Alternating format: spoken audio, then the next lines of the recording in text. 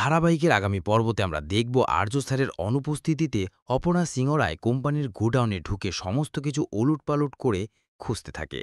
একাই ঠিক তখনই অফিসের স্টাফ শতমেন শেখি কিঙ্করকে ফোন করে জানিয়ে দেয় সবটা।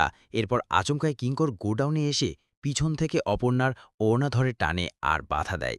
তখন অপর্ণা অসম্ভব রেগে যায় আর সপাটে চড় মেরে দেয় কিঙ্করের গালে। কিঙ্কর তো রেগে যায় আর বলে, আর এত বড় সাহস, তুমি আমার গালে চড় মারলে? তখন অপর্ণা বলে, একটা মেয়ের কাছে তার আত্মসম্মান সবার আগে, আপনি কি করে আমার ওড়নাটা ধরে টানলেন?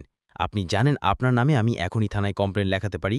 তখন কিঙ্কর হাসে আর বলে, অপর্ণা, তোমার আস্পর্ধা দেখে আমি তো অবাক হয়ে যাচ্ছি, কেন এত ইন্টারেস্ট তোমার রাজনন্দিনীর ব্যাপারে?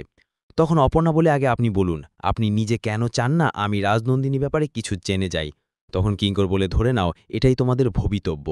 তবে কি এবার আর্য আর অপর্ণার প্রেমের মাঝে আবারও বাধা হয়ে দাঁড়াবে কিঙ্কর? নাকি এই জুটিকে আর কখনোই একসাথে দেখা যাবে না? কারণ বর্তমানে ভীষণ ঝামেলা শুরু হয়ে গেছে আর্য এবং অপর্ণার সোশ্যাল মিডিয়ায় পোস্ট নিয়ে। অপর্ণা সিরিয়াল করবে কিনা সেটা নিয়ে রয়েছে অনেক সংশয়।